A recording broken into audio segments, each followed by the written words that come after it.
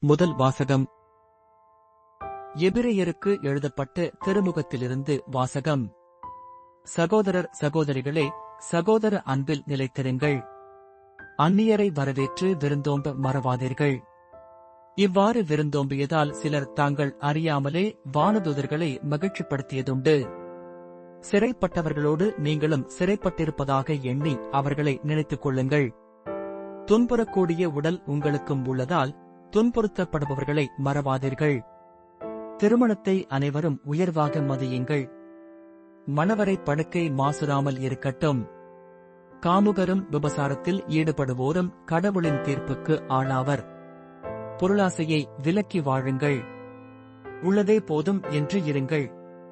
ஏனெனில் நான் ஒருபோதும் உன்னை கைவிட மாட்டேன், உன்னை விட்டு விலக மாட்டேன் என்று கடவுளே கூறியிருக்கிறார். இதனால் நாம் துணிவோடு, ஆண்டவரே எனக்கு துணை, நான் அஞ்ச மாட்டேன், மனிதர் எனக்கு எதிராக என்ன செய்ய முடியும் என்று கூறலாம். உங்களுக்கு கடவுளின் வார்த்தையை எடுத்துச் சொன்ன உங்கள் தலைவர்களை நினைவுகூருங்கள். அவர்களது வாழ்வியல் நிறைவை எண்ணி பார்த்து நீங்களும் அவர்களைப் போல நம்பிக்கையுடையவர்களாய் இருங்கள். இயேசு கிறிஸ்து நேற்றும் இன்றும் என்றுமே மாறாதவர். ஆண்டவரின் அருள்வாக்கு. இறைவனுக்கு நன்றி. பதிலுரை பாடல். பல்லவி. ஆண்டவரே என் ஒளி, அவரே என் மீட்பு. ஆண்டவரே என் ஒளி, அவரே என் மீட்பு, யாருக்கு நான் அஞ்ச வேண்டும்? ஆண்டவரே என் உயிருக்கு அடைக்கலம், யாருக்கு நான் அஞ்சி நடுங்க வேண்டும்? பல்லவி. ஆண்டவரே என் ஒளி, அவரே என் மீட்பு. எனக்கெதிராக ஒரு படையே பாளையமிறங்கினும் என் உள்ளம் அஞ்சாது. எனக்கெதிராக போர் எழுந்தாலும் நான் நம்பிக்கையோடு இருப்பேன்.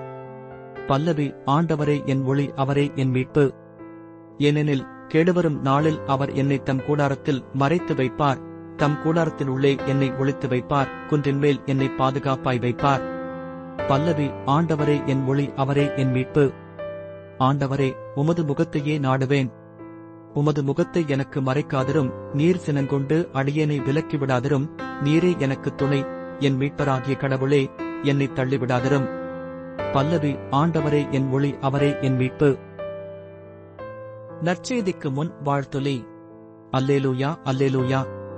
சீரிய நல் உள்ளத்தோடு வார்த்தையை கேட்டு அதைக் காத்து மன உறுதியுடன் பலன் தருகிறவர்கள் பேறு பெற்றோர். அல்லேலூயா. நற்செய்தி வாசகம். மார்க்கு எழுதிய தூய நற்செய்தியிலிருந்து வாசகம். அக்காலத்தில் இயேசுவின் பெயர் எங்கும் பரவியது. ஏரோது அரசனும் அவரைப் பற்றிக் கேள்வியுற்றான். சிலர், இறந்த திருமுழுக்கு யோவான் உயிருடன் எழுப்பப்பட்டு விட்டார், இதனால்தான் இந்த வல்ல செயல்கள் இவரால் ஆற்றப்படுகின்றன என்றனர். வேறு சிலர், இவர் எலியா என்றனர். மற்றும் சிலர், ஏனைய இறைவாக்கினரைப் போல் இவரும் ஓர் இறைவாக்கினரே என்றனர். இதைக் கேட்ட ஏரோது, இவர் யோவானே, அவர் தலையை நான் வெட்டச் செய்தேன், ஆனால் அவர் உயிருடன் எழுப்பப்பட்டு விட்டார் என்று கூறினான். இதே ஏரோது தன் சகோதரனான பிலிப்பின் மனைவி ஏரோதியாவை மனைவியாக்கிக் கொண்டிருந்தான். அவள் பொருட்டு ஆள் அனுப்பி யோவானை பிடித்து கட்டிச் சிறையில் அடைத்திருந்தான். ஏனெனில் யோவான் ஏரோதிடம், உன் சகோதரர் மனைவியை நீர் வைத்திருப்பது முறை அல்ல எனச் சொல்லி வந்தார்.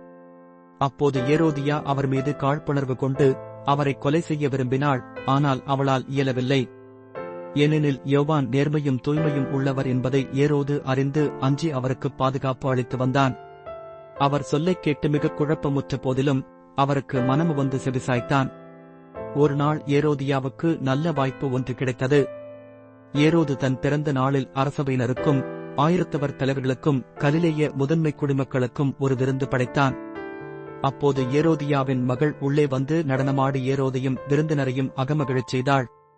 அரசன் அச்சிறுமியிடம், உனக்கு என்ன வேண்டுமானாலும் கேள், தருகிறேன் என்றான். நீ என்னிடம் எது கேட்டாலும், ஏன் என் அரசில் பாதியையே கேட்டாலும் உனக்குத் தருகிறேன் என்றும் ஆணையிட்டுக் கூறினான்.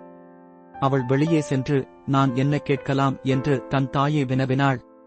அவள், திருமுழுக்கு யோவானின் தலையை கேள் என்றாள்.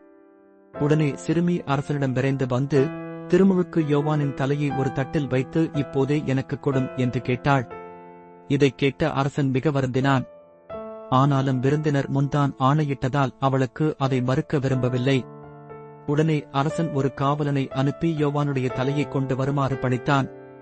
அவன் சென்று சிறையில் அவருடைய தலையை வெட்டி அதை ஒரு தட்டில் கொண்டு வந்து அச்சிறுமியிடம் கொடுக்க, அவளும் அதை தன் தாயிடம் கொடுத்தாள்.